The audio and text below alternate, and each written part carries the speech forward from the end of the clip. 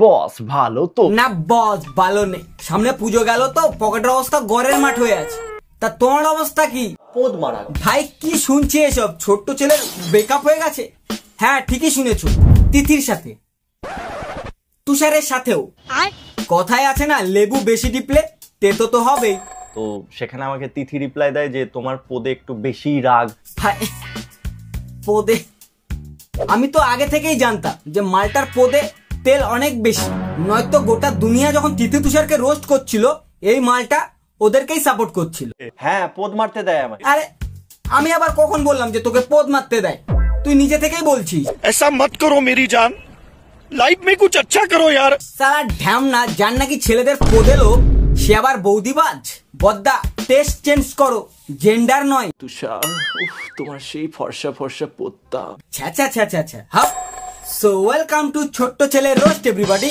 ওহো নমস্কার, সত শ্রী আকাল, আদাব। Hey guys, this is Joy, welcome to my channel. ভিডিওর টাইটেল বন্ধুত্ব শেষ। আরে ভাই ছিলই কখন যে শেষ হবে? হ্যাঁ পোদ মারতে যা ছিল সব তো পোদের বন্ধু। এখানে তোমরা ব্যাপারটা বুঝলে কি, কেন বন্ধুত্ব শেষ? তিথির তুষার আছে, রনের প্রীতি আছে, আর বদ্দার কি আছে? ছোট্টনুর। কাপলসদের মাঝে একটা ঢ্যামনা মদ্দা, সে কিভাবে অ্যাডজাস্ট করতে পারে? তোমরাই বলো। Good question, you are a good question. আমার বার্থডের দিনও রন প্রীতির সামনে আমি নির্লজ্জের মতন তাদেরকে রিকোয়েস্ট করি যে ভাই আয় ভাই আয় ভাই আয়, বাট তারা আসতে পারবে না কারণ শুট করে তারা অনেক বেশি টায়ার্ড। খুব খারাপ লেগেছিল সেই দিন, বিশ্বাস করো। বদ্দা কচু গাছ দেবো?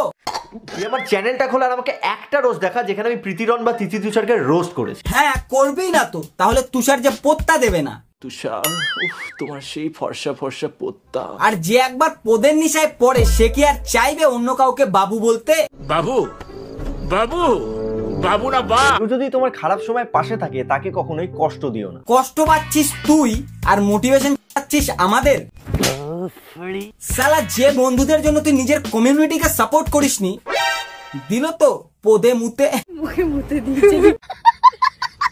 জন্মদিনে বন্ধুদের ইনভাইট করতে হয় না, আর এই ঢামনা ইনভাইট তো করেছিল, বাট রন প্রীতির সামনে আমি নির্লজ্জের মতন তাদেরকে রিকোয়েস্ট করি যে ভাই আয় ভাই আয় ভাই আয়। আর একটা বছর আগে এই দুই মহান ব্যক্তিরাই তোর মায়ের বার্থডেতে সারপ্রাইজ দিতে চলে এসেছিল, তাও রাতে। আর আজ তোর এত বলা সত্ত্বেও ওরা তোর বার্থডে তে আসেনি। এবার বুঝলে তো মোনা, অকাতকে বাহার যাকে সোচনা চাইয়ে, অকাতকে বাহার যাকে পোদ চাটনা নেই। তখন যদি তুই তিথি তুষারকে সাপোর্ট না করতিস তাহলে পাবলিক আজ তোকে নয় সবাই তিথি তুষারকে রোস্ট করতো।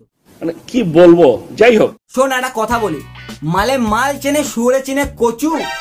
পোদ মারা যাওয়ার পর কেমন লাগছে ঘচু? আমি তো সিরিয়াসলি ভাবতেও পারিনি যে তিথি তুষার মাকে এভাবে সারপ্রাইজ দিয়ে দেবে। কথায় আছে বর্দা, এক্সপেকটেশন বহুত হি বুড়ি চিজ। তিথি তুষার কি জিনিস সেটা তুমি না জেনেই ওদেরকে বন্ধু বন্ধু বলে মাথায় তুলে রেখেছিলে। ছোট্ট ছেলে যেমন তিথি তুষারও সেম, দুজনে দুজনের স্বার্থ দেখেছিল। ছোট্ট ছেলে যেমন নিজেরটা দাঁড় করানোর জন্য বন্ধুত্ব রেখেছিল, আরে ব্লগিং চ্যানেল। অপরদিকে তিথি তুষারও রেখেছিল একটা রোস্টারকে যে তাদের সাপোর্টে কথা বলবে, আর সেটা হয়েও ছিল। সুপ্রিয়তা কোনদিন আমাদেরকে রোস্টও করে না, আমাদের যে বন্ডিং সেই বন্ডিংই থাকবে, কোনদিন সেটা ভাঙবে না। তা বলছি বদ্দা, এখনকার কিছু আপডেট দাও। তাও আমি তাদেরকে অনেকবার রিকোয়েস্ট করি আসার জন্য, মানে আমার জন্মদিন আর আমি রিকোয়েস্ট করছি তাদেরকে কল করে আসার জন্য। এবার বুঝলে তো বদ্দা, তুমি ভুল মানুষকে সাপোর্ট করেছিলে, যারা বন্ধুত্ব কম ফায়দা বেশি নিতে জানে।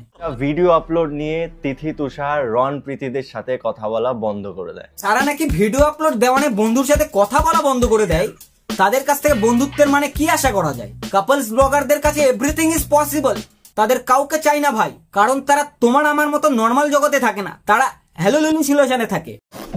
কে বন্ধু কে family does not matter, views আনা চাইয়ে। তারপর সেদিন রাতে তুষার আমাকে একটা টেক্সট করে, extremely sorry for everything but social মিডিয়াটা আমাদের কাছে আগে না, আগে সম্পর্কটা। সালারা বন্ধুর জন্মদিনে এত ডাকার পরেও আসে না, আর এলো বাড়ি না ঢুকে কি বলে, তোমার পোদে একটু বেশি রাগ। So welcome to Tithi Tushar roast everybody.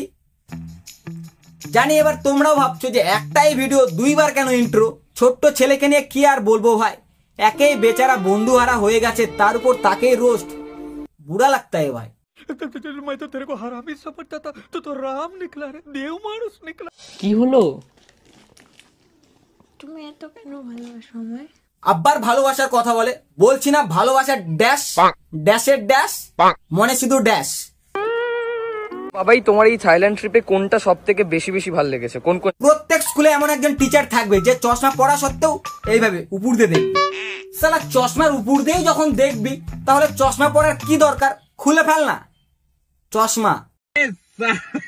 একটা খুবই বাজে, খুব নোংরা, অসভ্য। আমার গায়ে পি করে দিয়েছে। পি করেছে?